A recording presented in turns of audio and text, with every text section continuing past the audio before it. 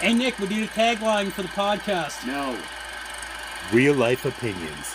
Movie reviews told by fans and not critics. All right, welcome back. I don't know where, like episode 50 something now. They're all working together. 54, I do believe. 54. No, it can't be 54. Like Studio 54? Oh, see, it should be my pick if it was 54. Or are you 54, Mike? That's my number since high school. I was my favorite number. That was my number on the jersey. It's always been my favorite number. Most teenagers. And you're 54. And I am 54. Yeah. I mean, this is my year. Wow. Everything's coming up, Mike. Most teenage boys' favorite number is 69, not 54. my kid once, my youngest, Lisa said, for whatever, like not in the intention, but actually said the number, and Steve was like, nice. And she's like, do you even know what that means? No. I remember 69 when I was in junior high, and everyone was, oh yeah, 69, 69. And I was like, yeah, that's so funny. What does that mean? What does that mean? Like, nobody knew in grade. And then when you're a kid and you find out what it means, you're like, oh my god. That's disgusting. Well, due to inflation and everything else, it's 96 now. Whatever. Corey, you're leading us off. What are we doing today? So due to the topic of last week, we did Fall Guy. We started talking about, hey, what about other TV shows that were made into movies? And it was so easy, and we did it last week, so easy to find terrible ones. There were many, many terrible ones. We may delve into that later. I doubt it, though. Though, you know what? We need to be positive around here. We're really negative, especially Mike. Mike's really negative. Mike, I'm just bugging you. It's not from you. Corey's not any better. On that note, I'm going to interrupt here. I am going to apologize to everybody here, not for what I mean, but I kind of had, we'll say, a negative vibe to my opinions, and I don't like that, and I don't like being that way. I got caught up in certain things and certain values hit me in a wrong way, being stressful everywhere else and busy. So I will make an official on-air apology to you three for being a little bit... But wait, was this for last week? No, this was for months. Oh, I was going to say I wasn't there last week, so apology accepted. That's why it was negative. You were her aura wasn't here to make you positive. Well, I think her aura wasn't here to absorb half of Jeff's. I could have taken some of your bitchiness this week. Oh, that was Anyways, that's well, thank you, Mike. I accept. Yeah, so. we appreciate that comment, Mike. So it's okay to be negative because. Well, it's fun. It's like as an actor, it's more fun to be the villain. Oh, this is true. 100%. But then I have to ask, if it's more fun to be the villain, in Jeff's case, wouldn't it be more fun to be the antagonist? Whoa! No, it's an honest question. Anyway, flipping the script, this week we are going to talk about are we doing a 5 or just in general list? I'm just curious, where was the script that you flipped over? From being negative to positive. Oh! That script. So That's flipping the flipping the coin, flipping the script, flipping the... We're doing a general top 5. Doesn't have to be in particular order. I don't think I have mine in order. I don't have mine in order, and I actually have 7 because in case one of my top 5's spoken for, I want one in there. Very clever, very clever. I'm not doing honorable mentions. I've got my... Because I guarantee at least one of my 5s are going to be taken. Mm-hmm. So, like I said, I have 7. And honestly, after... thinking about it on my own without researching, and then following up with research, I only have these 7. I looked at all the other options, and no. So these are my only picks. And one of them I actually didn't realize was a series, so the fact that I love the movie as much as I did, it was an easy put in for me. So, so top 5 and change movies that were based off of a TV series. I found this one so hard to do. Well, again, I agree with Corey. It's hard to find good ones. Yeah, really good ones. Like I've got a list of ones that I liked. Yeah, well, that's all you can. But I'm going to be positive, and I liked them, and I enjoyed them for what they were. Well, there was 25, a list of 25, and again, I got 7. And it took me multiple lists of 25 to find 7. So I randomly picked.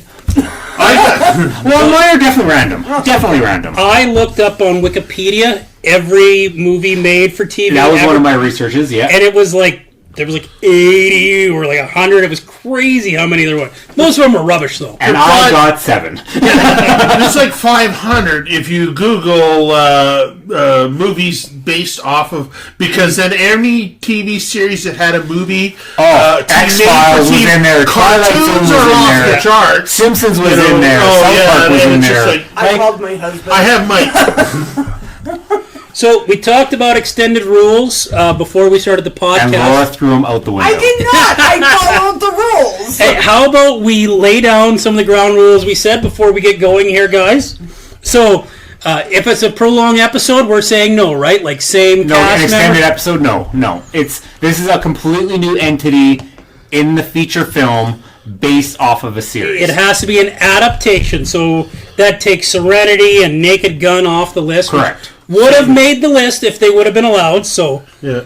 But if we would have taken Serenity, we would have taken the Simpsons movie, we would have taken the South Park movie. I don't know if I would have picked the Simpsons movie. Maybe love the South Park. Simpsons. I have my internal rules that I won't break either. Like cartoons and live action are different worlds to me. So I can't by nature do a live action based off a cartoon.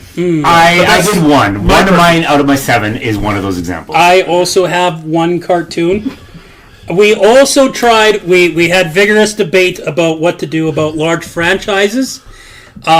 I said we keep it to 1, and I think that's what we ended up settling on. We started 2, so. Because I said the same thing, but it had to be the first one. Yeah. It had to be Because the in first- my opinion, the second one is based off of the first one, Correct. not the TV series. Correct. I have one specific movie that I have a very specific reason why I didn't want that rule in. I didn't want to pick the first one from this series, but I'll explain that. It's an honorable mention then. No, No, it- it's in his list. Well then, he's breaking the rules like Laura? No, he's claiming you are. we established that it was okay if it was one from that series. We did establish that beforehand. Was that what you agreed, Corey? I just picked the first ones. Although, again, I think I only have one. No. 1, 2, okay, maybe a couple that have sequels, but I only picked the first I mean, one, if so. they're sequels, that's fine, but whatever. I made Jeff call me and explain the rules, and when I still don't understand, so I'm randomly picking. Was that what that message? I know, I saw that this show, like, what? Why is that on this chat? Like, So how about we start with the least prepared of us, Laura? What's your number 5-ish sort of? Hitchhiker's Guide? based Well, on a book. It's based off of a book, Well, but it became a TV series originally in Britain and then movie. Actually, it's a radio show. It's a movie based on a TV show, based on a book, based on a radio show. Still counts. So, question. I would then use this fancy word called predominantly. It is predominantly known as a Book. and so therefore I would. But you know what? It's on the list. Good for you, Laura. You know what? I love the books. I didn't read them. I am lukewarm to the movie. But did you ever watch the TV series?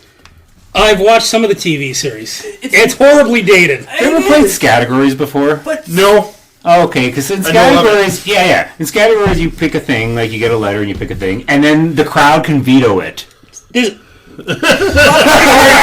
vetoing it? Corey, what are you saying? Are you vetoing? I'm not saying it out loud. You know what? Me and Laura had a good discussion beforehand. I will vote to allow this. In order to garner favors at some he's point, he voting will to want to. allow this because Hitchhikers is one of his favorites. Not movies, but it is one of my favorite fictional entities of all time. It's fictional? No. Flying dolphins. Eh. I thought Douglas Adams was a prophet. You know, I do have "Don't Panic" in large, bright letters on my iPad. So You like, also carry around a towel sometimes. you never know when you need it for interstellar travel. Okay. Don't forget to bring a towel. I never realized how deep Jeff was into the nerd pile.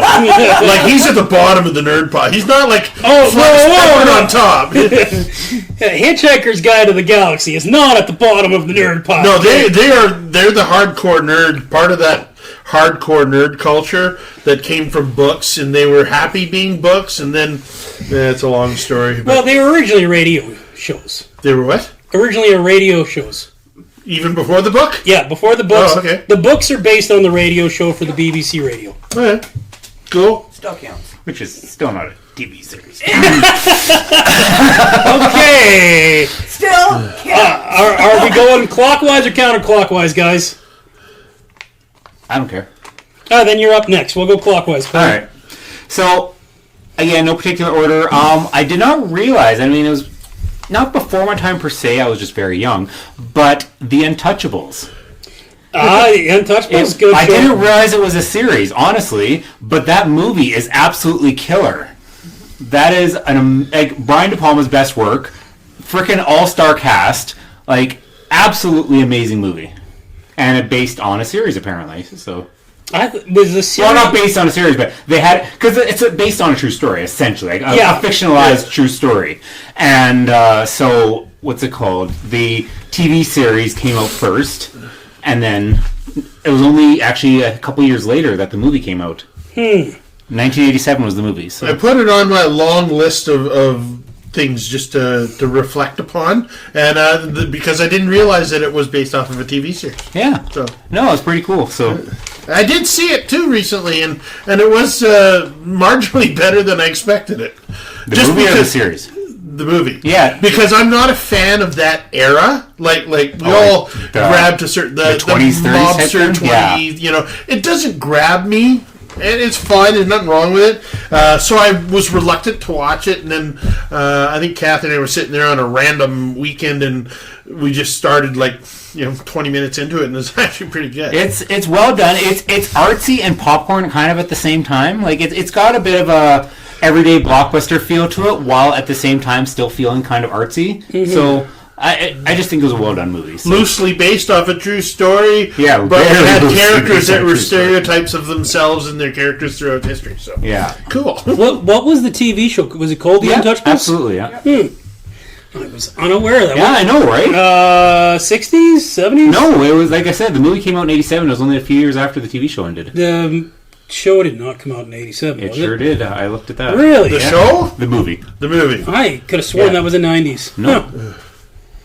Guess a few short years afterwards, Yeah. eh? Huh. I think it was just past early '90s, so it wasn't quite mid, but it wasn't early. It was right in that there. That's when the TV show. Well, Corey, I'll have you know you are right. I looked at this time. Normally I don't, and I blow smoke out of my ass, and I'm always wrong. This time I looked. We're proud of you, Corey. You never happen again. I only looked because you set that reputation up. Yeah, no, that's fair. That's I was curious completely because fair. I thought it was a little later than that too. Yeah, I'm actually very shocked to find it was 87 because I swore that was a 90s movie. Well, the Kevin Costner thing, I know. Yeah. I was watching Kevin Costner on his iconic roles, and he talked about, Silverado, which was like one of his wow. and I thought that was a stellar Western, if you like Westerns.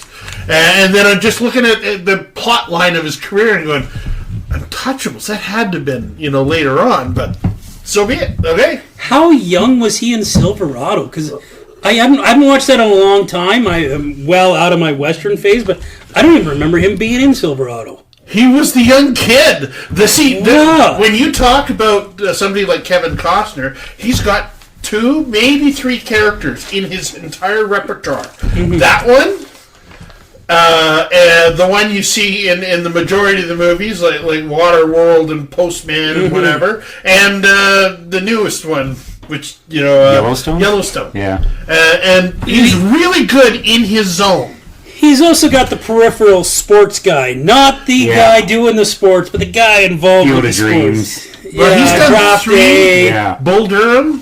He Bull did Durham, Field of Dreams, and he did a third one too. Draft Day. Okay, a fourth one. Draft Day's. Was that baseball or football? That was NFL. That was NFL. He's done 3 baseball movies because he was such a. I just happened to watch YouTube on him on his iconic roles, and it was such a. What's his third baseball movie? I know it too. Yeah, I can't remember what it was. Anyway, so I guess it's my turn now. Yes, let us hear. I don't know if I have my list in any particular order. Should I blow it out of the water with that one first? My first pick is U.S. Marshals.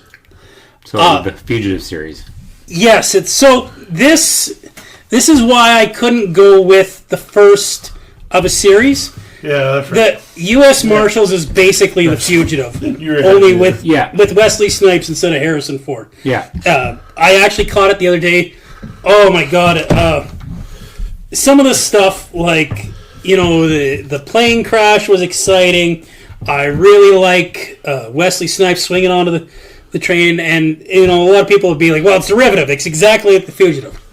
I've never seen the Fugitive beginning to end. Oh. So I could not put The Fugitive on my list, which is why I fought for sequels to be on here. U.S. Marshals, on the other hand, I've seen that movie several times. I'll let you Go ahead. Had little to do with the TV series. Very little to do with it. Except for the plot. No. The plot of The Fugitive is exactly that of the TV series. Mm-hmm. The one-armed man murdered his wife. And so that's where the marshal was just the marshals that chased him. So it was so removed from the original. But it was still a fugitive that was framed for a murder that he didn't do, and he was on the run. The characters changed their seats. It wasn't the one-armed man. It's very loosely. I mean, you could do 1,000 movies that all have that element of it, and that's fair enough. But I mean, it's I could not. I know The Fugitive is held in high regard as one of the best TV movies of all time. I just couldn't put it on here just because I haven't seen it and it doesn't hold that stock, which is why I opted for U.S. Marshals. And I understand that it's a different character, not like the Doctor character is the main character of the Fugitive TV series, I know, and the one-armed man thing, but it's a different character in the same situation for the same sort of crime. They got to throw in the Navy SEALs thing in because, of course, they do in the mid-'90s. But, Tommy Lee Jones plays such a good straight man, and I don't think he got to be as comedically straight in The Fugitive as he did in U.S. Marshals. Like, when he's just busting Robert Downey Jr.'s chops, I love it. In the beginning scene of U.S. Marshals, he's in that fucking chicken suit, and he's so dead serious the whole time in that ridiculous chicken suit. I love it. See, I love both of them. They're a strong 1-2 punch. Again, The Fugitive has more because it's one of the few movies I felt Harrison Ford actually stretched outside of his own narrow dimensional field, and I think he really flew in that one, and I love that. Tommy Lee Jones will lift up any movie as a co-star or as an element. Actually, the whole squad, because you had five of them with 5 vibrant personalities, and that's what I loved about that. And I know that there's humor within that chicken suit, but it is so real. And that's what exactly. And so I to say you're right as it was funny, but it wasn't comedy. And I love that, and I love when things can really jump into that world and be. We can all relate to doing something we don't want to do, but for the greater good. He is so deadpan in that moment. He's just there is no comedic feeling at all. Like, he's not. You can tell it's not a punchline. It's just. Well, I love how he, going just to Tommy Lee Jones sidebar. is he is zany in Batman Forever, yet he hated Jim Carrey for his zaniness. Wait, he was trying to out Jim Carrey, And he failed. You're not, you know. Yeah. No. Anyway. I was going to say, just on the same note, somebody like Tommy Lee Jones, between Fugitive and Marshals, and what made Marshals as good as it was, is we got to see that character develop, and as deadpan serious as he was when the kid got killed, you found a whole lot more emotion in that deadpan face and that sort of thing. So, he always looks like his dog died, though. Like, that's the look on his face. Does. but he brought like a lot of weight to that. Oh, he does. And like he's an amazing deadpan actor. I mean, that would be Tommy Lee Jones' default character. You know, Men in Black. You know, all these things. That's kind of The Right Stuff. All these. That's his default character. The Fugitive and the U.S. Marshals is him doing it well, not like. Men in Black, he did it extremely well too. It's a very different feel in Men in Black, right? Well, the Men in Black leans more into the comedy side than that did. So your ambiance or your peripheral is going to totally affect your. His deadpan humor in Men in Black 2 was outstanding. Yeah, totally. I'm not a fan of Men in Black 2. Well, it's the movie itself. Men in Black 3 was one of the best, like, well-made movies for what it was. Like, it was emotional, it was action, it was like that scene, like with Will Smith at the end when he finds out the whole thing. That's fucking sad. Yeah, so, I'd argue that's a very strong 1, 2, 3 trilogy. They ruined it with that international bit, but nobody counts that movie. It's like Highlander. What's that? Chris Hemsworth going into a spin-off movie that sucks? Ghostbusters. So, Mike, what's your... we're not getting into that. What's your quote-unquote number 5 on your list? In no particular order. Oh, man, that's... You can have it in particular order if you like. Well, I want to save my best for later. Arguably, I would say by the rules, Maverick might be ineligible. Oh? Only because if James Garner was playing himself and Mel Gibson was playing his son, that would theoretically make it ineligible. Although it was a great film based off of a great character. So, you know what? I'm going to go with that one. That's going to be The Maverick. We're all kind of bending the rules a little bit. I'll go with that. I mean, I didn't. I don't want to, and that's what I mean. Like this was going to be an honorable mention because I wasn't sure whether Maverick was playing his character's father or whether he's playing himself and that Mel Gibson was his son. And that's unclear, so I'm going to say he was playing his father. I've never seen those movies. Lisa loves Maverick. I've never seen those movies. The TV series was great. Oh, whatever. But, no, actually, a lot of those Westerns, support your local sheriff. Oh, they've got tons of movies. But Maverick? There's only one. Well, I haven't seen Maverick. I haven't seen Tombstone. I haven't seen like any of those. What the hell is wrong with you? I've seen Tombstone. It doesn't interest me. Yeah. So, Maverick was on my list. I didn't take the James Garner thing into consideration because to me, he plays the character's dad. But it is a little... it's just unknown. So I'll use it at default, the fact that he plays his character's dad from the TV series. Mm-hmm. Because there's no significant time relevance. That's kind of cool, actually. I thought it was super cool at the time too. Yeah. That's such a good wink and nod because it could be the same character. And I love the fact that he's more than a cameo. He played a major part, and it was filled with honorable mentions to the old westerns, Colburn, and all that stuff. And you could argue like their chemistry. I could argue. Period. Now go on. Do they have? I default to Harrison and Connery type chemistry. Do they have Harrison Connery type chemistry in that movie, Gibson and Garner? I'd say so. They've got amazing chemistry, right? Oh, I thought they had great chemistry as well. I'm not, it's interesting. I never found Connery and Ford as amazing. I thought they did a great job in that, but I didn't sit back and go, "Wow, they had great chemistry." They had good chemistry for sure. No argument there. But Would you say it's better then, in your opinion? I would say I noticed the chemistry between Mel Gibson and James Garner. That's as positive as it could be. I noticed it in that movie. And Mel Gibson was a little younger. Garner was still alive. Yeah, you need to be alive to go into movies. Well, I guess maybe with AI anymore. When he was younger, that's hello. I think that actor was Jodie alive. Foster. Oh, God. Amazing in that role. Oh, yeah. And who was the Indian guy? He's the guy that's always Tom, in India. Not Tom. Something Green. Peter Green? Not Peter Green. Graham Green. Graham Green. Yeah. I think he's Canadian, too. Yes. Albertan, I do believe. And they're trying to scam the Russian guy.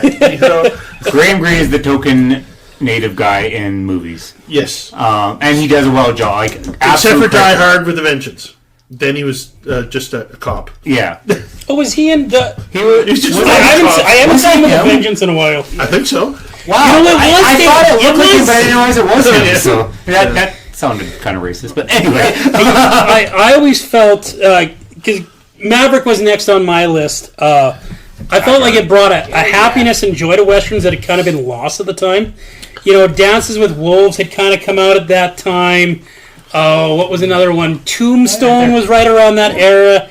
And, I felt like those movies, they were grandiose, but they didn't have the kind of fun that Maverick had, his swindler, card player. I don't require that. I think it gave a light version of a Western, which is good. A good diversion, good diversity, which is, and it didn't... I guess you could say that the Graham Greene segment was a little absurd, but it wasn't that far that it took me out of the movie. It was a fun movie for sure, but I tend to lean into that darker, more serious tones than other people. Which is why I'm surprised it ended up on your list, because I have the light tone as citing the reason why it's on my list. So, yeah. I mean, it's not like I'm against comedies or lightheartedness. I just think, when they do that, for me, they got to be tighter and cleaner. yeah, I don't know if Maverick would be considered a comedy. Like, it's got comedic tones, it's got fun, humorous, comedic tones to it without it being a comedy. we have a Lisa here, and we have to wish her a happy belated birthday. Happy belated birthday, Lisa. Thank you, Jeff. 27? Yes. 27. And hold it. Happy 27th birthday, Lisa. I'm 27 times 2. Really? Right on the nose. Yeah, right on the nose. Really? I was going to buy her Tim Hortons card with her year on it, but I couldn't afford it. Whoa, we don't... You can't afford $27? I'm going to move over this way before I get caught in the line of fire here. Laura, what's your number 4? 21 Jump Street.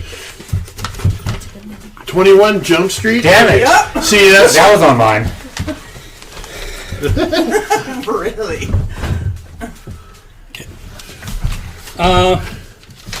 So, is it the Channing Tatum, Jonah Hill chemistry? Is that why you like it, or is it I don't know, it's Johnny Depp. He's in that movie for 5 seconds. Wait a minute. Series. Does that disqualify 21 Jump No, Street? because he's only in the movie for like 5 minutes. Okay. But he's his character. No, he's not. I'm pretty sure he is. Yeah, and again, we're not definitively told. Plus, Richard Grieco wasn't in it, so it's fine. Yeah. And no, I absolutely hate Jonah Hill, so no, it's based on the Really? I liked him in Moneyball. I loved Moneyball too. Yeah. I didn't care for 21 Jump Street. Was the only reason I wrote it down as things to talk about and remember. It was so far away from what the original was, but it was connected enough to make a movie, and I didn't care for that. My favorite side character was Ice Cube in that movie. So. Yeah, you know what? Ice Cube's that movie's redeeming quality. Was I was gonna say. No, I own both the movies. They're a fun watch. They're not a great watch. They're a fun watch. You know, we have that conversation before that it doesn't have to be good to be fun. It's one of those series, having it come out, and especially after watching the TV series, having the movie come out, it's like, okay, I'm going to watch it. And no, the movie sucked.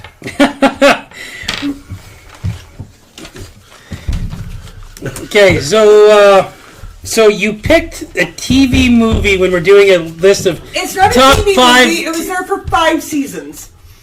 But we're not. I don't think she understands the lists we're making, guys. No, she picked a movie based off of a TV show. She just said the movie sucked, though. The movie did suck. Okay. Were you under the impression these were top? Movies. Okay. And I asked you that when I told you to call me. Well, I thought I clarified that. No, you did not. I thought I Then did. again, So why did you not just assume that she did like it and was one of her tops? Because she Because you just said did it sucked. But maybe on the scale of all other movies made from, that is the best she could come up. This is the least suckiest I stuff. don't know. I'm just saying, it was tough to find 5 that were just anything more than, well, I enjoyed it back then. well, dear listeners, we've got to take a quick break here to figure out whether or not Laura's list is totally invalid or not. Be right back.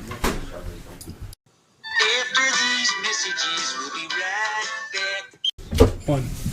So, have we made sense of Laura's list yet, guys? Absolutely you're not. never going to make sense of my list. It could be worse. It could be Jeff's ordering system. So I ain't trying to His explain ordering that. system I get or it. just his It ranking totally makes That's what I sense to me. When you figure out Jeff's freaking mindset, let me know. Well, I couldn't figure out his mindset, but I figured out his system. I will die. No. See, you say you figured out his system now.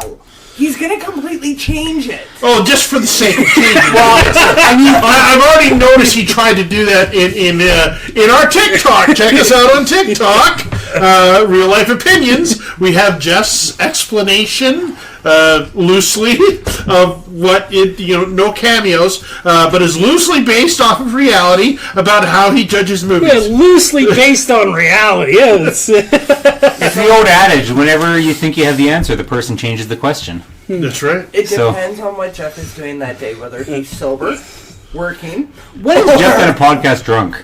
I never. Yeah. Never. We should So- totally make Jeff do a But podcast speaking of on- questions, we got to get to Corey's top number 4 in no particular order. In no particular order. I'll do that maybe Zara match. The Equalizer. Ooh, that was a good movie. That was a great movie, and then coincidentally turned back to a TV series, Yeah. which I've never watched a single episode, but I have watched the movies, and I believe I watched a bit of the TV series, even though it was kind of before my time. But I think I watched one of the Equalizers. It was good. I'm a big revenge flick person, right? So I mean, I really enjoyed it. Denzel Washington is amazing. It was directed by Anton Fuqua, who did Training Day, so they worked together well. It was an amazing movie. I actually did a review for the newspaper for that movie. It was just well done. Absolutely well done. We talked about, Harrison Ford and Tommy Lee kind of having stock characters they use a lot. That character in Equalizer is kind of one of those. Denzel uses that character quite a bit in a lot of different movies, but he plays an authoritative figure one way or the other in pretty much everything. yeah, but still nothing to take away from that movie. No. We talk about some of these actors like Denzel is a top tier actor, but I find it's more so because he has a very distinct look and he has a very distinct presence. He masters the emoting of emotions more so than he develops and blends into a different personality. Mm-hmm. That's the type of actor he is, to me. Well, sometimes an actor just becomes so big that you can't get past them, right? Well, he's not a character actor. As great as he is, he's not a character actor.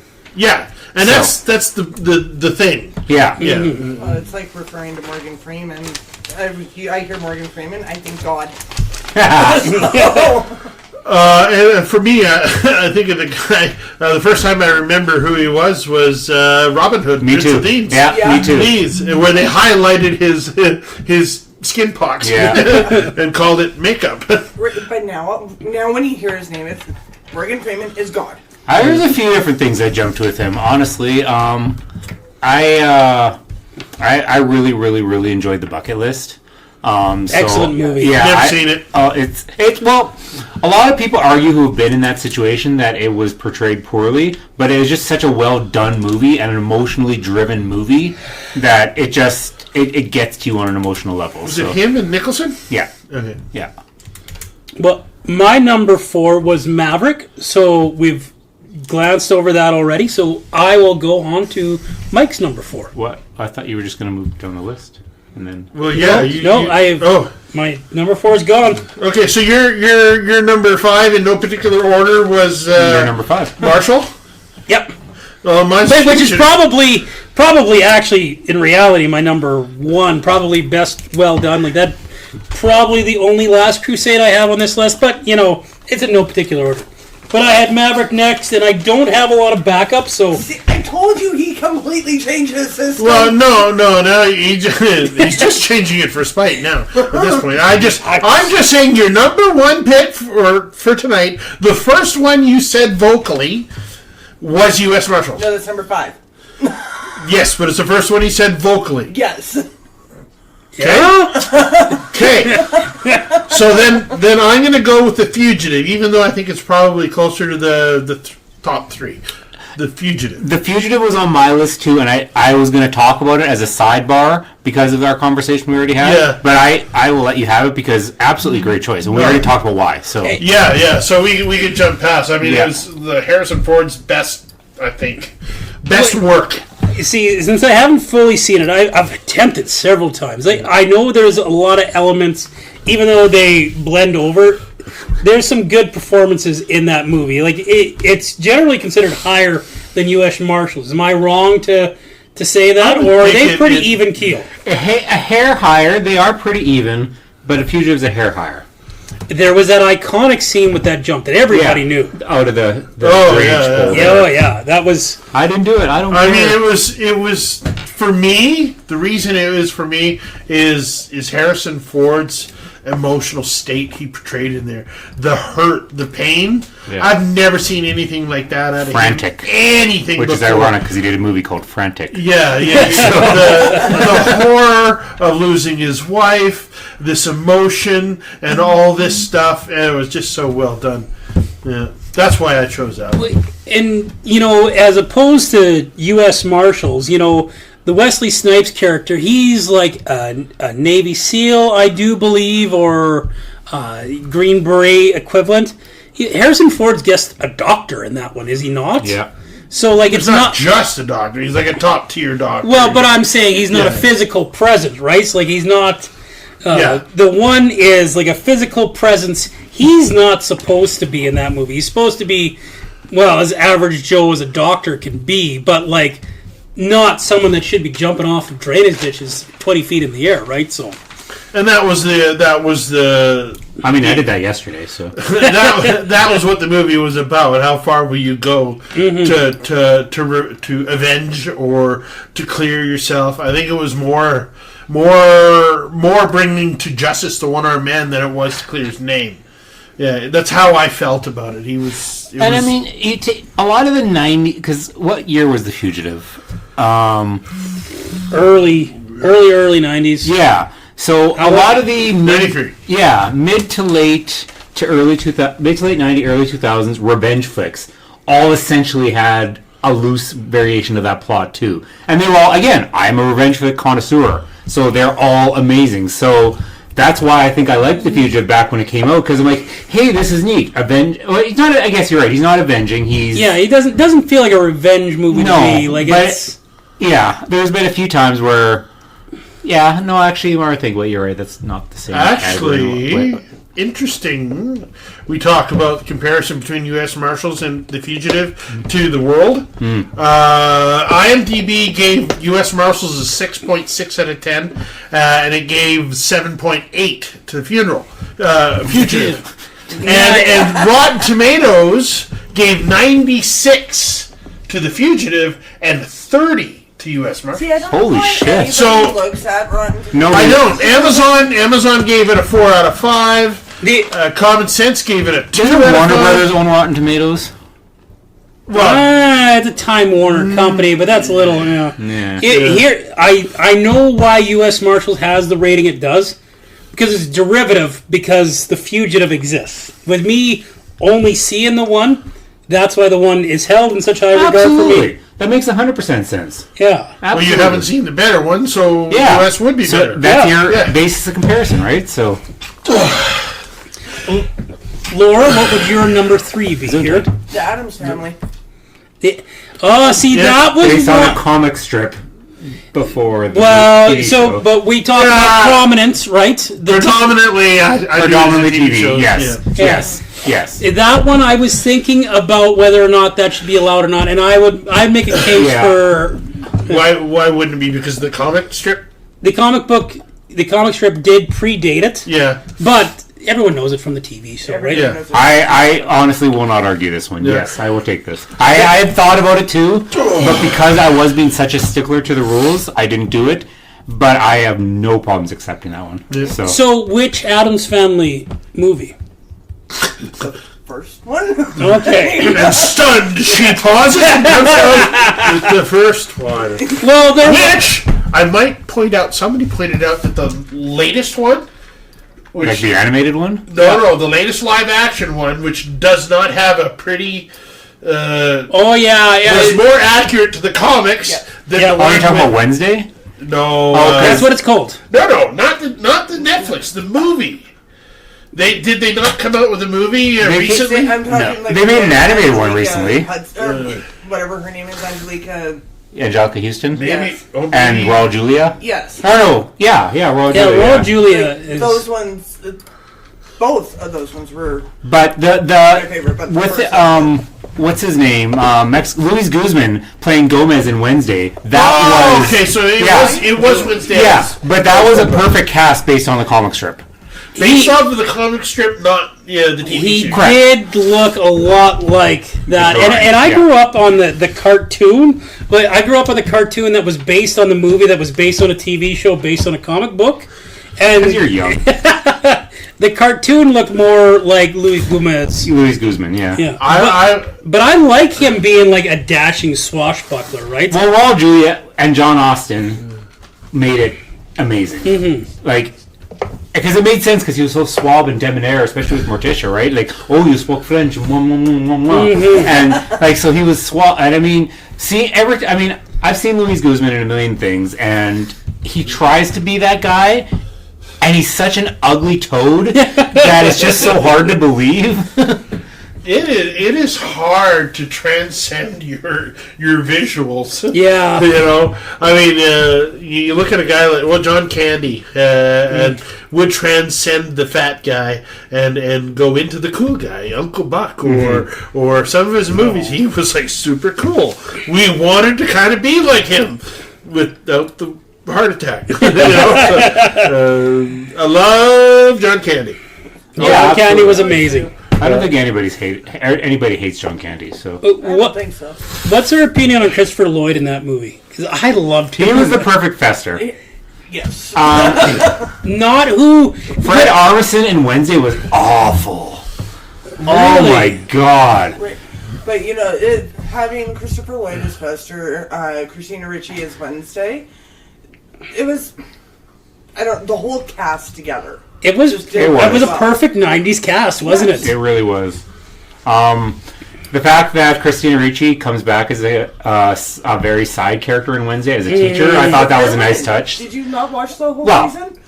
Spoiler. Oh my god! I'm not invested in teenage girl dramas, so It's a great show. Which is why I didn't watch it either. It's a Like, great It's show. the Addams Family. Fred Armisen as Fester? Yeah. No, I can't. No. I cannot see that. And I probably won't. It's awful. And supposedly he's going to be a little bit more dominant in season 2, which sucks. I feel like Wednesday's just kind of a let's do a thing on a hot young girl and make it kind of whatever. It's exploiting Jenna Ortega, which Hollywood has done right now. So Is she does it well. Don't get me wrong, but Hollywood is exploiting the fuck out of her. See, So what I'm liking about the Netflix, like that series, is that Tim Burton's actually doing it. yeah, Oh, with that it does give it a little bit of street cred. no, it was a well done show. I really enjoyed it. So Speaking of Tim Burton, is Jenna Ortega in the new Beetlejuice? Yes, yes, she's the lead. that's why I said exploiting. That's She what I plays did. Winona Ryder's daughter. Yeah, well, that makes Yeah. sense. And again, nothing against her as an actress. She's Oh, not bad, no, 'cause- but she's exploited and she's stereotyped and she's She's basically the new Christina Ricci. Basically. Or Winona Ryder. She's forever going to be the creepy girl. This is the dangerous thing of Hollywood, and so many people fall into it. They don't want you; they want what you've done. I was just watching a round table, actors on a round table, and they talked about so many directors like Tom Hanks, Adam Sandler, Adam Driver, Robert De Niro, Fox. They're all sitting there and they're all going, oh, one of the things we hate is, okay, the movie's going, okay, do your thing. And it's just like they all looked at each other. It's like, oh, fuck. So all this weight comes on these actors because now you're being cast for what you've done in the past, for what, and they all hate it. They all hate this. Okay, do your thing. No, I'm an actor. I want to do this thing, not that thing. And it's frustrating to me too. Like they're using Ortega. A lot of young, pretty women today that have good acting ability get lost in that. You're only cast as a sidekick to this and that, whatever, and you don't get good things. And we live on popularity status. Here's my little rant in the middle of the thing. The Tom Hollands, Okay. Chris Hemsworth, and everything else. And just actors want to be out there, and they want to get out there, and they just want to get into it, and it's frustrating to them. It's frustrating to me, the viewer. I gotta watch him again. Okay, whatever. Sorry, I'm done. Corey, you're number 3? It wasn't me now. Last minute. It had to be said. I'm surprised it hasn't been said yet. And again, picking number 1, and if nothing else, because number 1 was so great. Mission Impossible. That was my next on my list. Yeah. So, yeah, we'll talk about it together since that was the next one. Is this a top 3 list? Well, it's I thought starting it was to... top 5. I am losing But that's okay. So you're telling me to do homework, so I make backups, so if this happens, and here's you not having backups. It was... So, not to sound like Mike, it was hard to come up with a top 5. And they, Meanwhile, I got 7. and they did. So, you guys gave me homework that I did last minute, and I've had 3 different ones. What the hell? So, Well, yeah, but we argued most of yours, so... Well, you can... Well, they were bending rules too. But Well, she broke one and bent one. Yes. I haven't said the broken one yet. Oh, God. I 100% agree on Mission Impossible. Mission That Impossible- was my favorite one. I think It was well done. held closest to what the TV series was. it was a pitch perfect to the TV. I'm one of the few people who thinks Tom Cruise is one of the best action actors still currently acting. I don't disagree. Yeah, he may, take his personal crap aside. I know a lot of people in a lot of genres and a lot of mediums that have really bad reputations for this, that, and the other, but their work is what I appreciate, and Tom Cruise's work, with the exception of maybe The Mummy, that was pretty awful, but everything he's done, in my opinion, and he tries to think himself as a character actor. He's not, but he thinks of himself. Like when Rock of Ages came out, he took singing lessons to be Stacey Jackson and everything. So good for him for putting the effort in. But all in all, Tom Cruise as Ethan Hunt, perfect. Anthony Hopkins in the first one was great. Ving Rhames kicking on through for the series was awesome. Simon Pegg, meh, he was a throwaway character, even though he was reoccurring. But I only wish they Hopkins would was have the kept. second one, was he not? no, he was just the first one. I thought he was in this. Who? No, Anthony Hopkins. Yeah, no, he's just the first one. Oh, okay. My biggest disappointment in that, and Tom Cruise has said the same thing. He wish he hadn't have done it. Is killing off Emilio Estevez. Oh, on the top of the elevator. Yeah, because I thought that would have changed his career. Well, he Western. needed his career revitalized, and that didn't do it. Yeah. He was on his downward slide. Right I was there. a big fan of him. I really liked a lot of stuff he did. You know, to this day, still iconic. The elevator shaft scene, we talked about it. That's still iconic, I think. Yeah, the coming down from the wire. That's still iconic to this day. I love the chewing gum. Yeah, the explosive That chewing is gum. probably the predominant scene that pops into my head. Yeah. I like as far as the whole series goes. I really like the masks. Well, that was such a big thing on the TV show, right? Yeah, I love they incorporated that into the movie. Do you remember some of the big name actors that were in the TV series? Not in the TV series was before my time. I'd seen a little bit of it, but I wouldn't know any of the actors. Probably the shocker that you would be surprised about is oh shit. I know I'm shocked. Whoa! Spock. Really? Really? Leonard Nimoy was a main character in that. He did a lot of the masking. He was a lot of that change stuff. Was he like the Q, or what was he? No, he was part of a team, and Okay. and they had a dozen, and in every episode 6 would appear, or 5, or whatever it was. Whatever they needed, they had the girl, they had Ethan Hunt, and whatever. That makes me want to revisit that TV show I more. was addicted to that when I was a late teenager. Mm-hmm. I was bored in my room. I'd freaking turn on the Late Show, and it was just, I loved it. I would love to see, because he's so synonymous now with Star Trek. Like, people don't think of him anything else, right? So Nobody's heard his album. I've heard a portion of his albums where he's singing about hobbits. Yeah, no. Yes, Bilbo. Yeah, Bilbo. What's with him and Shatner deciding they can do music, right? Well, I don't think he ever. Shatner never decided he could do music. He just spoke. Well, I guess. Spoke with music in the background. So you guys aren't going to let me cop out with my Mission Impossible, because I could gush over that movie. That's by far my favorite. Yep.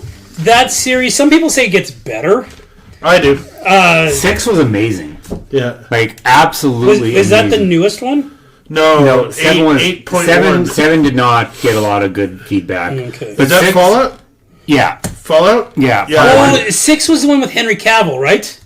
Yeah. Fallout is Henry Cavill. I love that one. Which is Dead Reckoning's the new one. Fallout was Cavill. Yeah. Fallout was the previous one. Dead Reckoning Part 1 is out. Yeah, and I 2 haven't seen Dead I Reckoning love yet. Dead Reckoning. Yeah. See, and that one got the lowest reviews out of all of them, but Oh, I'm sure it did. at the same time, in today's society where everything's a low review, I feel like Tom Cruise is going, you know what, my clock's ticking, and everybody's expecting me to slow down. Fuck them. no, he said he's going to play that movie until he's dead. Oh yeah, I truly believe what could very potentially happen is we lose Tom Cruise in a stunt for that that's movie, the thing. and I'm sure he's got it written. Finish the fucking movie. He does his own stunts, and most people that's common knowledge. But for those who don't know, he does his own stunts. Not just the tumbles. Yeah, like the motorcycle in part 2. Like, Yeah. and it's, speaking of, again, sequels as they get better. So part 3, Philip Seymour Hoffman. Oh my God. Oh, that was a great Oh one. my God. Yeah.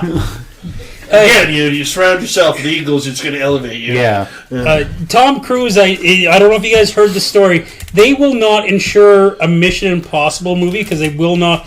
A lot of movies, I think it happened in Iron Man 2. Robert Downey got hurt doing a small stunt, cost a bunch of money, insurance wouldn't pay for it. So Tom Cruise, out of his own pocket, has to bond these movies out of his own pocket because they're uninsurable by the movie production companies. He owns the stunt company because they kept telling him he couldn't do Yep. it, so he'd get another one. So now he owns everything. Yeah, I have no doubt in my mind I'd be curious to what his actual net worth is. It's got to be in the B mark, I would think. And then he puts it off to the Church of Scientology. Right. Well, yeah, that's not. No, we're not. We're not. I said I wouldn't. I just happened to bring it up. The first one's got my heart as my favorite. It's probably the one I've seen. It's a classic. It's Yeah, it's totally a classic. So Since I'm not allowed to just say, "Oh, Corey stole my pick," my backup pick here was The Man from U.N.C.L.E. nice. Now it On knocked. my list. The reason it got knocked off is because when I was trying to remember the movie, I couldn't remember enough of it. But there's this one scene distinctively that I loved in it. Now, what's his name? He's the Lone Ranger. Army Hammer. Yeah. Army Hammer. I love the dynamic. Was that the scene in the two. bathroom? No, the scene where he's like sinking. He's got the boat that's sinking. There's a gunfight going on.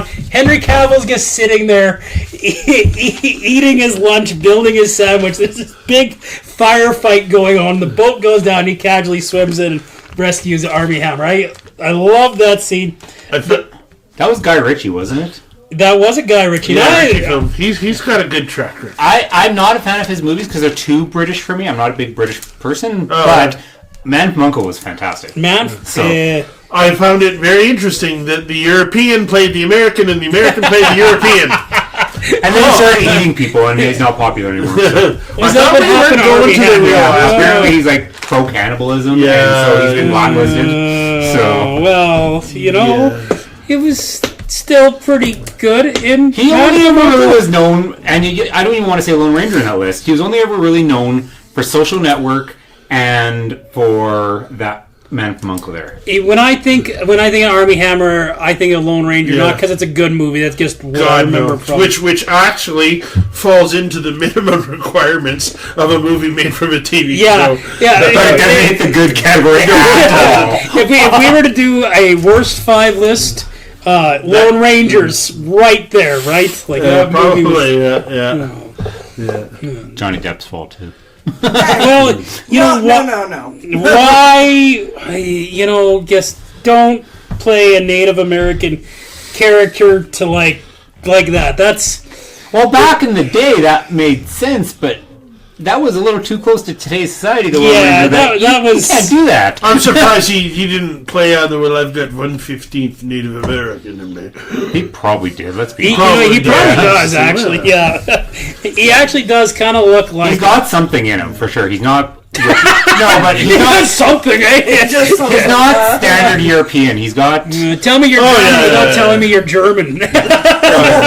There's something, right? He must be destroyed. Okay, let's get back on track here, Mike. Let's get your number 3 in no particular order. I got a short list of honorable mentions, and I don't know when to bring them up. We should go right before the last one. Right before the last one. Okay, so number 3. Let me go through my list here. We got Miami Vice, Dukes of Hazzards, Get Smart, Aeon Flux. You know what? I gotta go with. I'll go with the A-Team. Oh, son of a bitch! I didn't think you were going to say 18. Oh, I said that when you first came up with the topic. We all talked about that when we first came up with the topic. It was one of the few ones that was really respectable to what it was. I mean, it wasn't perfect, but I thought there was a lot of elements that really I actually didn't didn't put it on my list because I knew everybody else would have it on their list. So. I didn't think Mike was going to have it on his list. And I was thinking about saying it instead of Man The from weakest U.N.C.L.E. element of that was the B.A. Baracus character, but he did fine. I think that was a almost perfect cast movie for like the characters that they were. That's what I mean. Like B.A. Baracus was the furthest from the character of the TV series. But where are you Who was going? that again? That was a UFC guy. What was it? Rampage Jackson. Thank you. But you're never going to find another Mr. T type personality, right? Well, that's the problem. Well, you're not going to find any of those, realistically. Yeah. I mean, what's his name? Liam Neeson did an incredible job of embodying what he needed to without impersonating. He was a good Murdoch. Face Man, which was replaced with Bradley Cooper. Bradley Cooper's a kind of a bit of a chameleon in that sense. He can slide into that comedic role, slide into that slimy kind of weasel role. He's really done there. And probably the best casted character was Mad Murdoch. Oh yeah. Mad Dog. I mean, there's not a lot I can complain about, Yeah, I had to look up his name, Shirata Coppola. I think he's South African, I do believe. But he's is he not from District 9? I think he is the guy from District 9. Yeah. Elysium I really love him. But District 9 is something we should eventually do. Oh, someday. District 9's an amazing. Yeah, it is. That's quite the social commentary, that movie. Yeah, I keep hearing them teasing a District 10, but I don't think it's going to happen. I think it is. I do. I've been kind of following up on that too, and I remember it was Justin at the Blockbuster worked with me there who told me you have to watch the movie. We had it on our trailer reel, and I'm like, it doesn't look interesting. He's like, no, you got to watch it. And I watched it, and I was like, oh my god! I was the same way. It was just like, this doesn't really pull me in. It's schlocky European wannabe, and then yeah. The only problem I have with that movie, and Mike, Corey, what about your vintage? Was A-Team a big deal of your youth? Yes, I had a toy van and everything.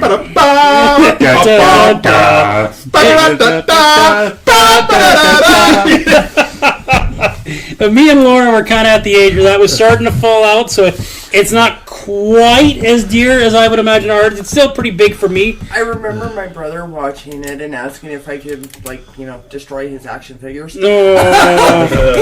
So how did you guys feel about Face being the lead protagonist? That's the only thing about that movie where I have a particular... I hate that Face is the one coming up with the final plan. I don't know why that was such a pet peeve for me. I'm like, it should have been Hannibal. Well, I went with this, spread your wings, young, and that sort of thing. And I appreciated that to a certain level. I mean, we always wanted the big, Hannibal to do the thing. And I don't think they were expecting sequels or a franchise out of this. And, if there's any movie that I'm so disappointed didn't get sequels, it's the cast of the A-Team, because they... God damn it, we deserve to see that ensemble again. I'm satisfied. I thought that was great, and I didn't think if they did it more, it would have fallen off. So. Nah, that does happen, right? I'm surprised. Some studio didn't sell it, and some was straight to DVD. Sequel didn't happen. So, Laura, you're number 2. My number 2. You are going to argue this one, but I actually have. I've argued all of them. Shut up, Corey. I'm bewitched. Yeah, shit. Wait. Where's the argument there? I'm waiting for Jeff to actually argue. I don't know why I would argue that. There's nothing arguing there other than it would be good or not. That I'm not allowed to use comics first. That was a comic first? No, it was not. It was a TV series first. The comic book came out a year after it was on TV. But they didn't base the movie off of the comic book, did they? They based it off the TV show. The comic book was based off the TV show. Which had 2 lead male actors within the first 2 years? 2 years, yeah. Yeah, Hagman? And I can't remember. Wait, was it Hagman? Hagman was Dream of Genie, original, I thought. Or what? Oh, maybe I'm wrong. Yeah. I used to get those two confused, too. Larry Hagman. Yeah, I could be wrong then. Yeah. But there was 2 of them. But I think you're thinking of the wrong magical hot chick. Is what I might be thinking of. I had a huge crush on... That seems perfect. Yeah. So, that was a... flawless victory! When you look at me, you're like... Well, it was a shitty movie. Sorry, negativity, sorry. You can say that, but the only reason that one's on my list is that was the last one I watched with my mom. Oh, don't do that. You can't do that. I was going to say, it's clear her list wasn't based off of the best, but I can totally... Best intentions, but not best movie. Now we can't crap on this movie, can we? No, I can still crap I on the like movie. Michelle Pfeiffer as Samantha. You mean Nicole Kidman? Or Nicole Kidman, whatever. The blonde! It was some blonde woman who was in a Batman sequel movie, yes. And then this had Will Ferrell and Nicole Kidman. Okay, and was it Will Ferrell? It was Will Ferrell. Yeah, 2 of my most hated movies. You know what? As much as I don't like Will Ferrell, I didn't absolutely hate him in this one. Yeah, I won't give you too much grief about that pick. No, I recommend, or I commend that pick. I mean, or maybe it's going to be the next one. Well, I mean, I know the next one Jeff's going to argue. The movie's the movie for whatever the reason. Yes. Mm-hmm. So I won't. It wasn't. That's what I mean. It's a valid honestly reason. was- Doesn't make it good, was- but it's valid. As much as I don't like romances, that one was not horrid. I don't think it was set out to be a romance. It was just supposed to be a comedy that had a romantic element. No, it's Weren't- supposed to be a romance, It was a rom-com. Yeah. Yeah. pretty much. And weren't they rebooting the TV show in the movie, and then she ended up being a witch in real life? Yes. But not real life, I mean the movie. Oh. Yes. Which was an interesting... I do enjoy when they do Yeah, those yeah, kind of I never flips actually of the watched story. it. I'm not gonna lie. So Yeah. yeah, Never saw it. yeah, Never seen it. Never gonna. yeah. No, Unless that you pay said, me to. Bedazzled was phenomenal. It's not based on anything. The but I Dazzle, freaking is love that that movie. the one with Brendan Fraser and Elizabeth Hurley. Hurley? Yeah. Elizabeth The Hurley. dog. So hot in that movie. A hot chick and one of my favorite film actors. It's hard to go wrong. Yeah. I don't remember Bedazzled being very... I don't It's remember. not good, but it was a fun movie. He just likes the hot chick. She was so hot in that movie. Okay. Sorry, Corey. Okay, Corey, let's hear your number 2. It had to be said, and again, we talk about, Mike was saying, cartoons, but it had to be said, Transformers. The only reason I suggest that might be disqualified, it's the same actor. Yeah, he's got you there. It It's is. the same actor. But, I see your point. It's Optimus Prime, no matter how you look at it. Doesn't Optimus Prime play Megatron in the movie? No. Frank Welker is Megatron.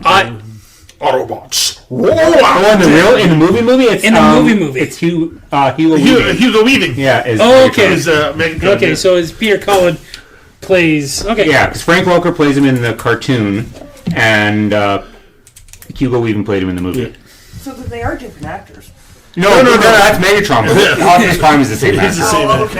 okay. But I see what you're saying. I do. I agree, though. That is one of And I only say the first Transformers movie because that movie to me was groundbreaking for me and amazing, and I loved it, and I couldn't care less for the sequels. I was jaw dropped through the first one. Yeah. Me and Logan. Put it on your were sound watching system. it. Put it in surround sound. It's amazing. We were at the. But we could say with it that Optimus Prime isn't actually the main character because Bumblebee's in it more than he is. I mean, you could argue. We didn't some say things main and character whatever. though. We just said same.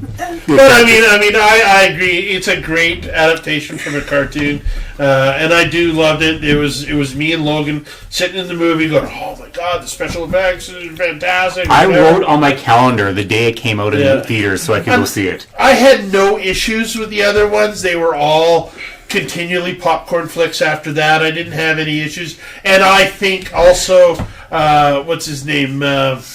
Shia Shia LaBeouf is a very, very underrated actor. I was on a very I hate Shia LaBeouf phase when that movie came out. Shut up. Pete, Just do it. make your dreams come true. Peanut Butter Falcon has drawn me back to Shia LaBeouf to actually enjoy him. Did you But see his other one that he wrote where he with his dad about his dad? no, what's it called? Joy something. I haven't seen it yet either, but I'm gonna have to look it up. 'Cause, this round table of actors, they all jaw dropped and said what a great movie this was. So I do really love this phase of his career he's in, where he's just like, no more of this. he's stuff. hardcore method, but you know what? I mean, in his youth, like I said, I love Transformers. I loved him in Holes. in iRobot. I loved him in Constantine. He was in iRobot. Was he not the little kid? in Maybe. iRobot? I haven't seen that in so long. I'm not doubting you. I just couldn't I remember. think so. Wow. He was in Constantine. Yeah, he was great in Constantine. Yeah, Well, not yeah. great. He was I in don't know if I Constantine. call him Yeah, he was in For Constantine. the role he played, Yeah, I thought it was yeah. a great interpretation or whatever. Terrible Brooklyn accent and that. And the freaking And I mean, He is. he was a shining point in Dial of Destiny. barber. The rest of it was pretty. He died. Yeah. Best role. Anyway, Anyway, I've never fallen or jumped on his bandwagon, but good for him. So I liked him, and then all of a sudden, like I said, Peanut Butter Falcon was a huge one. That kind of, and then you look at the mental issues he's been struggling with, and all this stuff. I have a little more empathy than I would have 10 years ago for the guy. So he's fighting back, just like every other actor, just like Robert Downey Jr. did. They all got their demons, and they're weird, and they're doing the best they can to get through. So. Who are we to judge weird people? Folks, we got to take a quick break here, though, and we'll be right back. After these messages, we'll be right back. Since it's me next. all right, Jeff, I finished mine. Welcome back, everyone. Jeff, what is your number 2? Since all my other ones got taken, I have to do a quick cheat here, and I'm very sorry, guys. Night at the Roxbury. No, That's a can of worms and a half. that's flat out. Satellite, skit, turn movie. There's I'm saying there's like 2,000 you could pick from. So. Yeah. But Okay, we'll move along. I was going to say, in a world where we're running out of ideas. In a world where ideas right. We'll give you that just for In that. a world where Jeff has... Oh, never mind.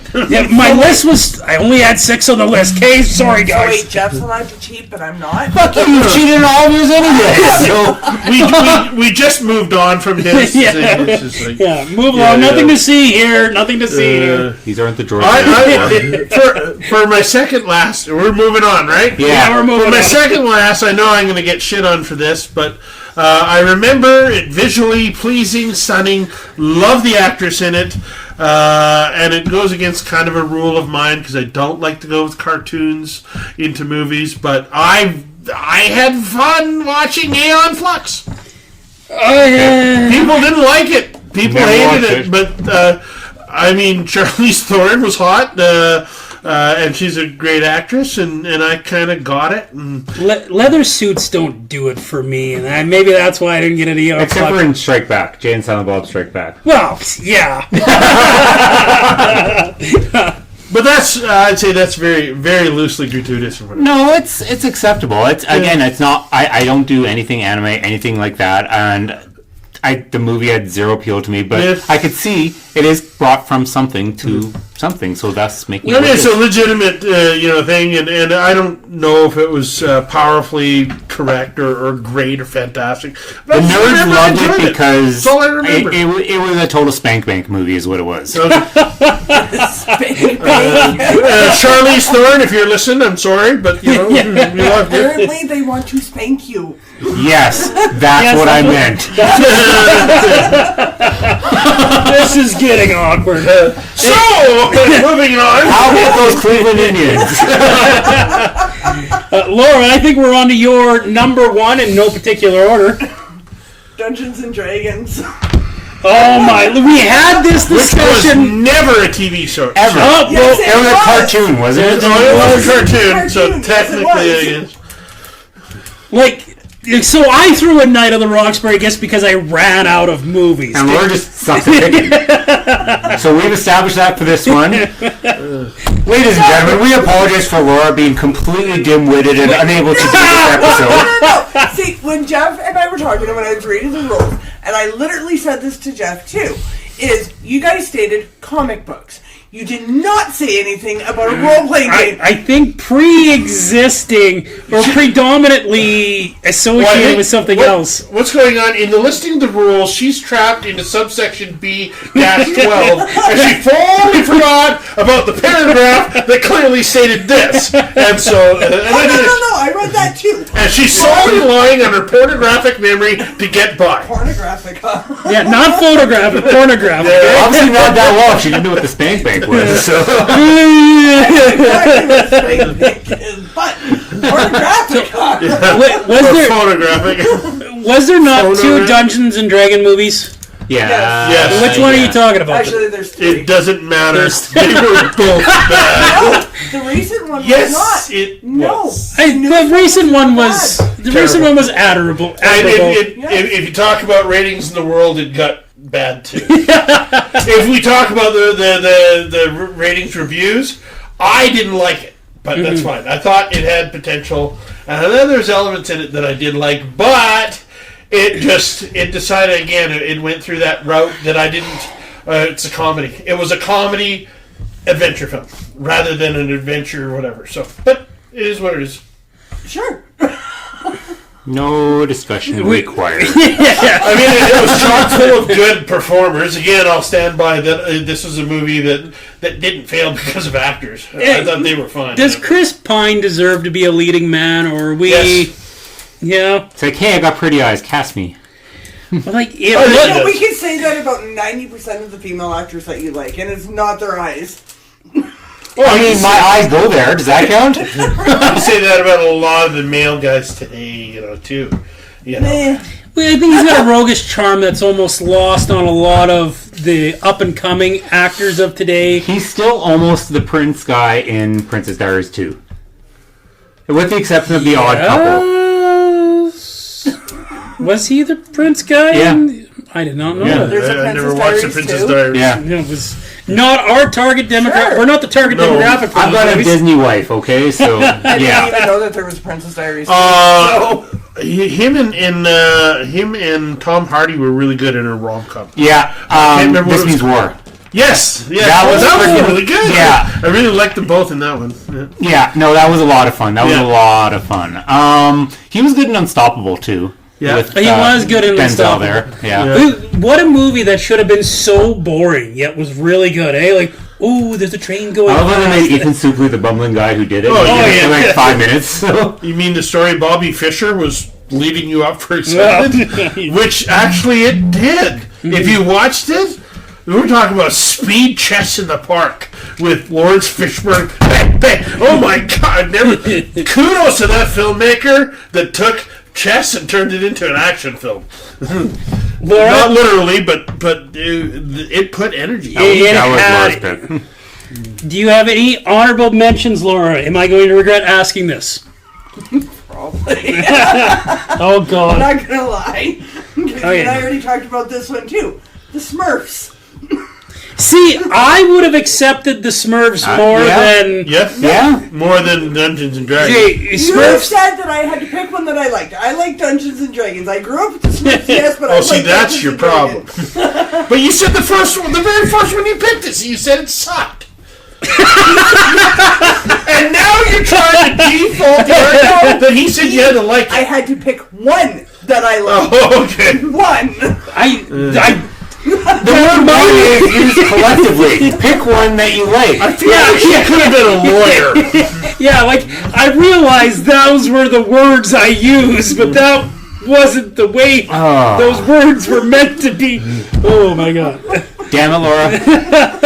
Why do we keep you? Seriously. Because you love me. That's not the point. Corey, should we get into your number one and any honorable mentions you'd actually like to don't put? have any honorable mentions because, like I said, it struggled for me to find the 7 I found, and some of mine were picked from you guys, so I have one left that I already had to coerce somebody to not pick. And it's far from my number one. I should have honestly, because I feel kind of obligated for the ranking, but yet not, I still should have picked this one as a number 5, because it's really an awful, awful movie, but it's because the lead, Get Smart. Okay. I'll let you finish. I don't know if I'd call it an awful... It's an awful movie. Okay. You just criticized me for saying that the movie sucked. No. No. And Corey's number one, he just said it's an awful movie. But he enjoyed it. Yeah, It was a fun movie. I own it. So... Yeah, he didn't say this movie sucks and I hate it. I never He said I hated it. I just said it sucks. I would arguably say I agree with Jeff. That this movie was not that bad. It had, for me, a good, strong reference to the original. Not a big Carell fan. Rock was still on his way up. But, I didn't mind it. Anne Hathaway is always hot. Yeah. Carell was the right choice. Carell was perfect. And honestly, this is where, everybody wwho knows me knows I have an unhealthy obsession with The Office. And I'm a huge Steve Carell fan. That's what she said. Yes. So the bottom line is, I adored that movie because of Steve Carell really essentially being Don Adams being Steve Carell. And so, like you said, it gave credit to the original because Don Adams was very much a Steve Carell of his time. Oh yeah. Like he was Inspector Don Gadget, Adams. right? Yeah. So and Yeah, I guess that was my biggest.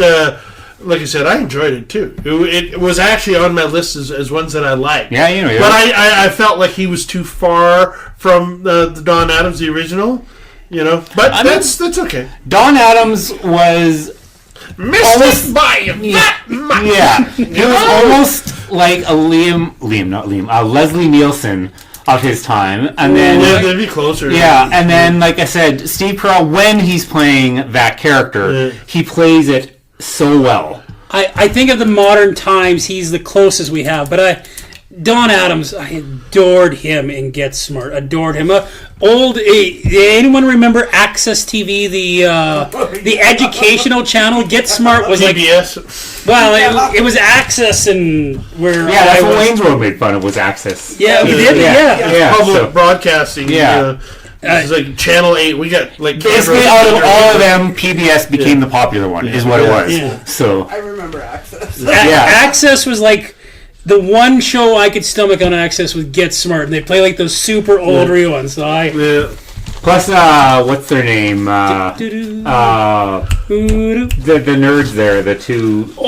Hero from Yeah. Heroes, and what's the other guy?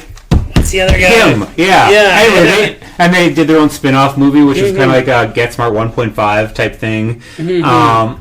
Either way, it was a fun movie. It was not a good movie. It was a fun movie, and I enjoyed it immensely. So It wasn't gonna make my list, but I can understand why someone would like it and put it on there. and again, being a Steve Carell fan, I was gonna say my favorite Steve Carell stuff is when he's in a serious. Have you seen serious- Foxcatcher?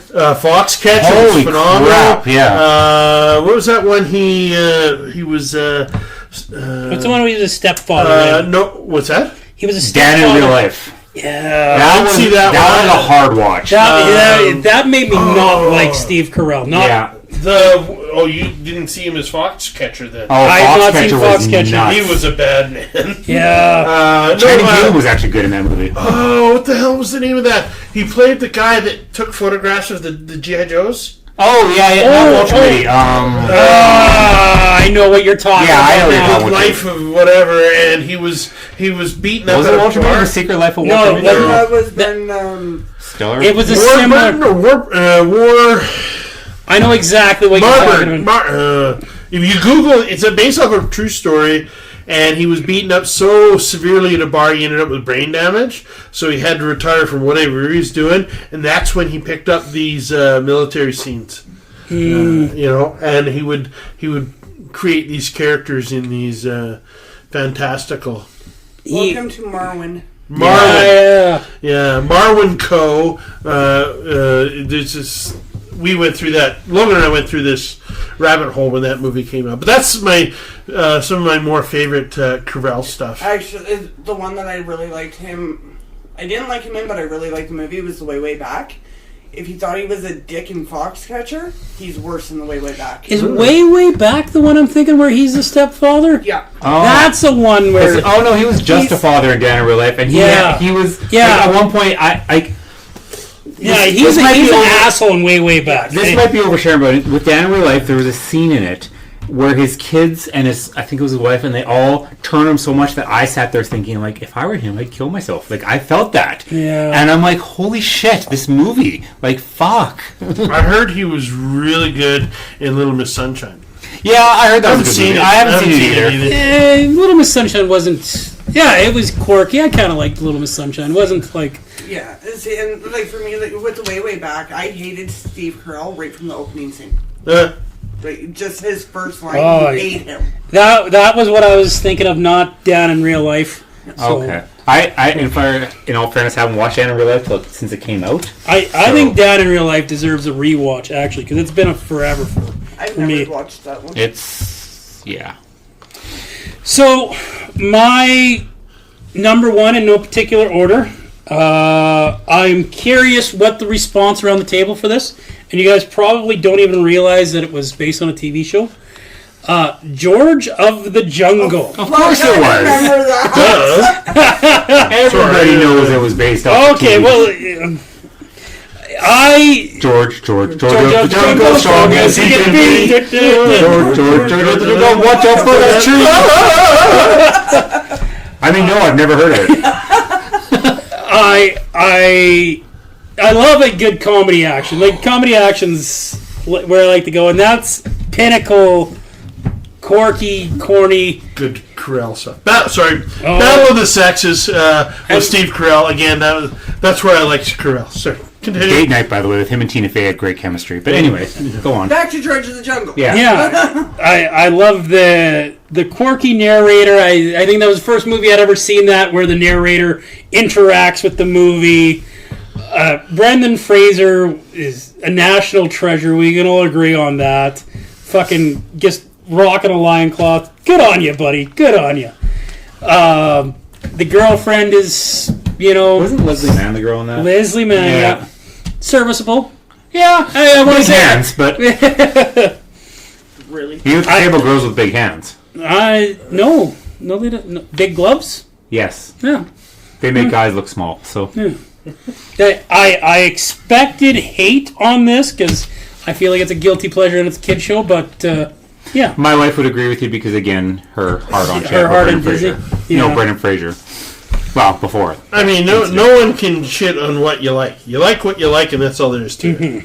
Yeah. Well, Mike, let's hear your number one. That's Well, then we do the in no particular. I've got no honorable mentions. I had to slip on one that wasn't even on my list. Okay. I'm gonna honorable mention to the Avengers. Not the Marvel movie. Not the Marvel movie. Charlie's Angels, honorable mention. Dukes of Hazzard's only because it was the closest attachment to the actual original. And you know what? A stoned Willie Nelson will always elevate a show. It's the perfect Uncle Jesse. A Stone Willie Nelson is like that movie's highest redeeming quality. I should correct myself. Is there such thing as a not stoned Willie Nelson? Oh, right. I forgot who the brunette was, but now I remembered. Oh, Jessica Simpson. No, the dude, but Johnny Knoxville. Oh, yeah. I remember Sean William Scott was the blonde, but... Jessica Simpson was blonde in that one, too. Yeah. I'm not a fan of Johnny Knoxville as an actor. Like, am I he in Jackass? I'm okay with him. It doesn't really count for acting. But he got. I think his first film was Walking Tall with The Rock. He wasn't terrible in that. And, but I mean, he was serviceable in Men in Black too. I disliked him in Men in Black too. Well, nobody liked the character, but he was too big and too bulky. Which for one? The Rock in the Walking Tall. I didn't like the remake of it. He was already too tough. Where in the original he was just big dude, and it was the Pine. Yeah. And he had to fight with the directors. He wanted a baseball bat. No, you gotta have the what? No, and there's a big fight over it. What's that? The Rock being above everyone else? Yeah. Weird. So I think my final final one on the list, which again is a list of things that I seem to enjoy and like that I remember, was The Saint with Val Kilmer is my number one choice. Good. I remember it being good. I remember liking it. Val Kilmer being this master of disguise type character and his espionage and made off of the TV series from Roger Moore. Was that pre-James Bond? During James Bond? Because he was James Bond several times over the span of 15 years or I think something. three. Three? No, he was more than three Was he times. more than three? Well, it feels like I more. want to say... I don't care enough to look up this one, so... I think Yeah. Roger Moore spent the most time out of anyone as James Bond, if I'm not mistaken. No, I don't... I'm pretty sure he's got more than Connery. Connery had two only, I thought. No. Who played James Bond the most? Yes. Jeff is right. Yeah. 7 films over 12 years. I wanted to say 7, so. Cool. But remember what I said, when I don't investigate, I'm always wrong? The record stands. yeah, and he was in some really good James Bond movies and some really bad James Bond movies. Moonraker. I remember loving Moonraker when it first came out. But I'm pretty sure I was like 14. I love how Yeah. Timothy Dalton's best Bond movie was Looney Tunes Back in Action. I think Pierce Brosnan is a top tier Bond. I honestly, He's underrated. GoldenEye's the only one I liked from him. Oh, really? That was it. Yeah, I did not. I think it's the Bond girls were too stupid. Like The World Is Not Enough wasn't great. Tomorrow Never Dies was not good. Tomorrow Never Dies was even worse, right? Yeah, but GoldenEye was absolutely phenomenal. So I liked him better than the majority of the Connery Moore era. But again, we've now grown up and our filmmaking skills are so much better, and special effects are better, and everything like that. I feel like it's a point of contention, but I feel like Daniel Craig's the best James Bond, is he not? I think Daniel Craig has the best James Bond movies. I think he's the worst Bond. That's a fair argument. Because he's the least Bondish of the Yeah. James Bonds. Well, what do you mean by that? To explain. Tall, dark, and handsome. That was always kind of James Bond, and No, not that Daniel Craig's not tall, dark, and handsome. he's not dark. He had blonde hair. Wow. I mean, quintessentially, what makes Bond Bond? The charisma, and Daniel Craig really didn't have that much charisma. He didn't have that. And that's the biggest thing, honestly, charisma. Well, that was what made Bond Bond. Yeah. Women, they made fun of Austin Powers. Women wanted him, and men wanted to be him. Yeah. And nobody thought that about Daniel Craig. Daniel Craig was the most probably realistic Right. portrayal, and that's what 100%. made him Right. not James Bond. Which is, again, why his movies were absolutely amazing. Well, I wouldn't but- say it didn't not make him Bond, because the writer and the director made him Bond, unarguably. But that is what creates that contention. That's what Christian Bale had with Batman. Oh, it was the most realistic version of Batman we'd ever seen. If Batman was real, Bale's version would be closest. Now Pattinson is probably... Did you say Pattinson? Yeah. You haven't heard that? No. Yeah. He's probably more grounded, even more so, which, but I think being more angsty makes you more grounded. I guess he's more realistic. gritty. I need to lived see in the the second world. movie before I have an opinion, Yeah. because right now it's really low. But I think if they are doing pay dirt and making him into be what he's going to be, I will be okay with it. Yeah, But I, in the meantime, hated him.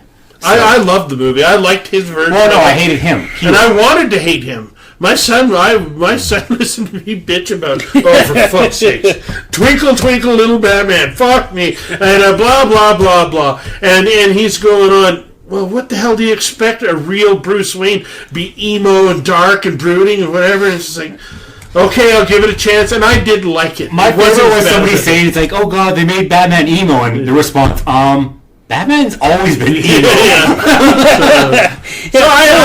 Goes around complaining about dead parents and dark clothing. Eh? Oh. I wore black, really, really dark gray. I had a couple of issues with the movies, but I thought all in all his movie was good. Back to the Bond thing, because we're like 4 branches off of where we were. Are we on the Bond thing? Well, how do we get on the Bond thing? Who knows? Oh, on to We were Bond. talking about the Saint.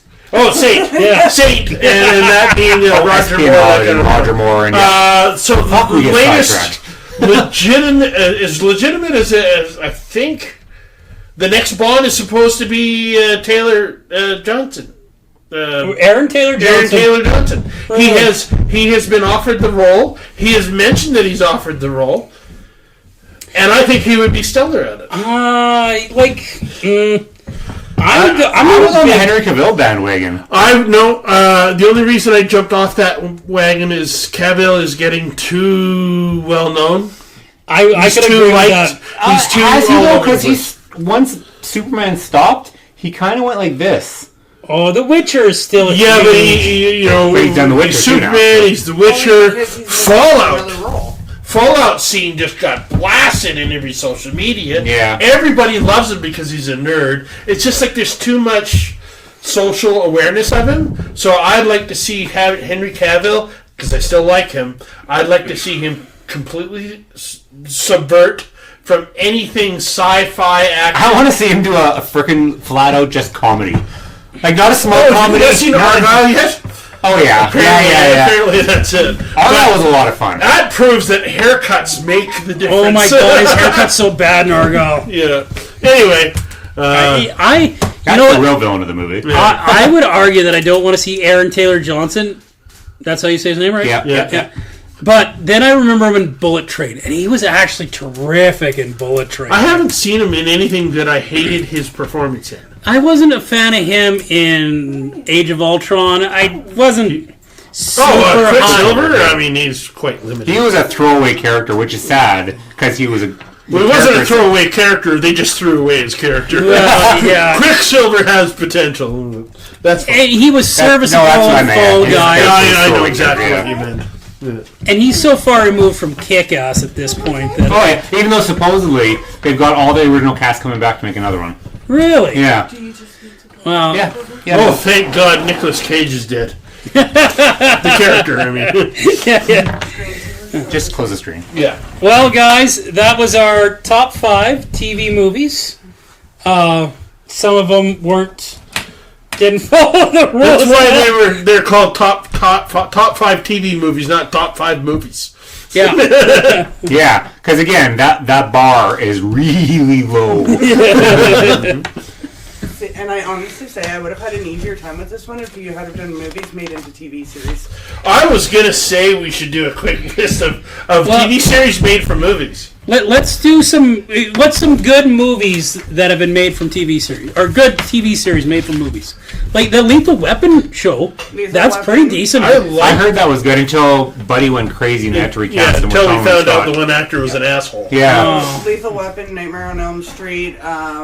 Wait a second. Nightmare was a spin-off. It happened while the movies were still being made. Still turned into a TV series. Chucky. Chucky is really good. I have yet to see Chucky. It's so good. It is. Because it's the same original creators as the originals. Mm-hmm. So, and it's got everybody back. Like, it's got Andy back, the actor and everything. Oh. It's got Jennifer Tilly still. It's got Brad Dourif still voicing Chucky. Mm-hmm. Brad Dourif has announced retirement from acting, but will still voice Chucky. Which Brad Dourif, I mean, underrated actor. Everyone thinks, he's a horror actor, so he's a nobody. But, I mean, One Flew Over Cuckoo's Nest, he was amazing in.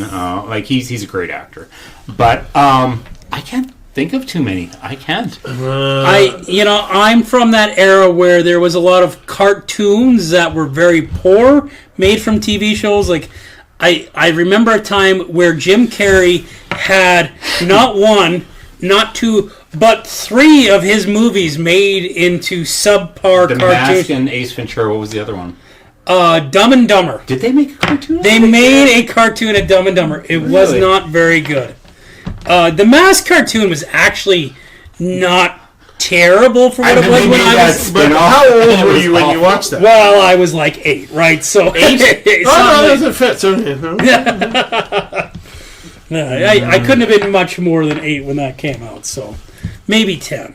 Mike, can you either. think of any good movies made from TV shows? The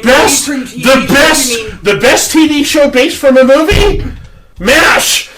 Is that based on... Yes! The movie was first, the TV show was second, and there was no books or anything else that I know of. But I thought that MASH was... You know what? It's a remake, though, right? So I guess it works, because I remember It was the a continuation. Mind you, it had one actor that was the same, or two. I remember the movie. I haven't seen the movie in a long time. But I remember the movie being very different from the TV show. Oh, what? Okay. It was different, but it had all the elements. Like it was that dark with comedy.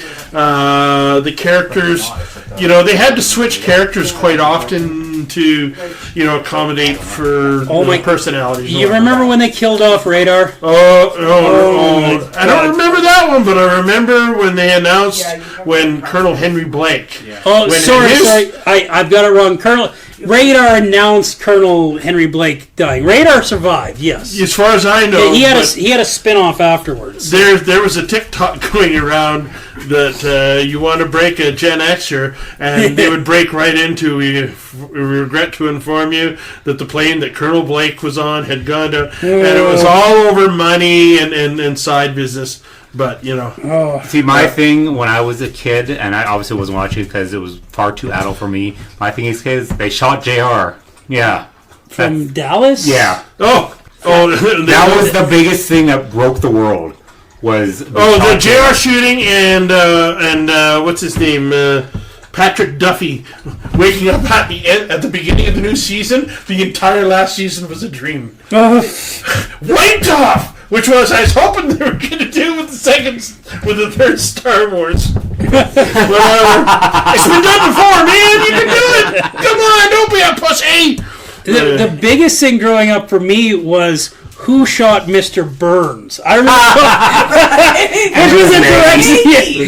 it was a direct spoof from that. But like, I remember talking on the school bus. Candy from her, and it fell out of his pocket and landed in her lap. And I thought I'd try stealing candy from a baby. I don't know if Corey's watched, but like another one that's been made for movies is Ash vs. Evil Dead. Yeah, I watched the first My season. son loves that. It's Which son? Nick. Okay. Nick loves that show. I tried, and there's stuff I loved about it. Like I love Bruce Campbell being Ash, but I could only get so far with that. I watched it all just because of Bruce Campbell. Yeah. So interesting TV series that only lasted 1 year. Uncle Buck. Oh, I forgot they made a TV show. I don't remember this at all. Ferris Bueller. I do not I remember that. Parker Lewis Can't Lose, but I don't remember Ferris Bueller. Oh! I have the best TV show based on a movie ever. Harry and the Hendersons. No. Okay. Clerks, the animated series. Oh my god, I fucking love Clerks, the animated series. Highlander. That was a fantastic series.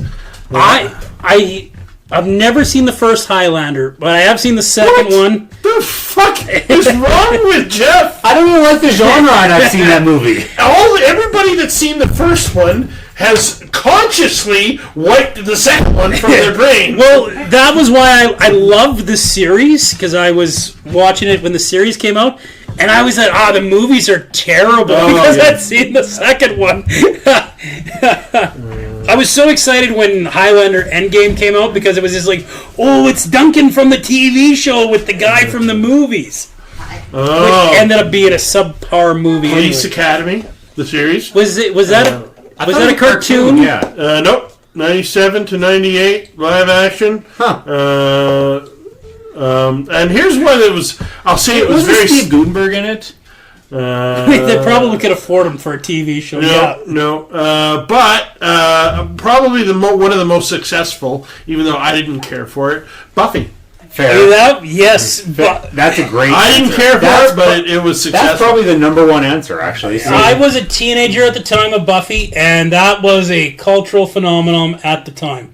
Like, everybody talked about what happened at Buffy. Boss's text tone is the mutant enemy theme. And the best thing for me out of Buffy was Angel. I love the Angel series. And that's my wife, too, but I hated Angel. Angel was good. Until the Puppet series, I was good. Episode. And then in that one, lost me.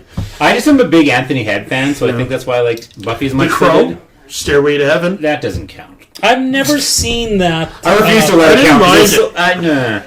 Anyway. Terminator: The Sarah Connor Chronicles is really good. I couldn't get into that one. It didn't pull me in. You have to. It's a slow burn. Yeah. Trust me. Once you get into it, you're hooked. And then they ended at a cliffhanger because they didn't. Okay, by the time you stick the needle under your third fingernail, then you'll start to like it. I promise. They had in the last couple episodes or last season for sure. They had Shirley Manson from Garbage playing a T-1000. Okay. Oh. Yeah. Aunt Lena Headey was an amazing Sarah Connor. The kid was whatever. He was not that great. But Summer Glau was amazing. But Lena Headey just knocked it out of the park. Like, she reminded me of, she could have been Linda Hamilton. Like, that's so. I got hung up on Summer Glau and some of her interviews. I didn't. Her real life personality did not pull me in to want to watch her. Whatever. So. There's been very few times where a celebrity's real life stuff has ever taken me out from wanting their stuff. I pay very little attention to it. The only I can remember a recent thing where The Flash, I refused to go see because I heard recent stuff about that Ezra, but there was some egregious stuff that he'd done that I was just like, whoa, I cannot support this guy. I watched it anyway. Yeah, that's a conversation in itself. Yeah. Yeah, I mean, it's We'll have to do The Flash at some point, too. separate the real life from the actors. Can you do that? Blah blah blah. I mean, whatever Ezra did, or Bill Cosby did, or whoever, Michael Jackson. It doesn't matter. It doesn't matter on their product, other than to you or to me. It's hard not to rewatch Cosby Show and not be tainted. But I loved his stand-up on his albums, like his vinyl. Yeah. But he used to listen to his back when he was number one coming up. Yeah, he was really funny back in the day. The 200-mile-an-hour car, driving in San Francisco. Come around, idiot! Come around! He can't hear you because he's looking at the guy behind him. Come around, idiot! Come around! Nobody knows how to drive with You a remember clutch. picture pages? Yeah. Picture pages. Yeah. Time to watch your picture pages. Time to get your crayons and your pencils. Anyway. Okay, so we ready to wrap this up, guys? I think so. Mike? Wrap it up! I'll take it. Remember that song? I can't remember that. Nope. Oh, man, it was right around, I think it was the soundtrack. I think I know, but you did not do it any justice. No, I did not. I believe it was on the soundtrack for Cocktail with Tom Cruise. Probably. That was a great soundtrack, actually. Yeah, it was. I loved it. All right. I think Mike's been whoring our TikTok rather well. Whoring? I'm trying to get these guys to send. We gotta engage the Gen Zs somehow. I think what's great is, like I said, we've got our listeners, and I'm seeing it when we're getting 3 to 5 listens, and it sounds bad on just saying it out loud, but we're getting our consistent 3 to 5 listens.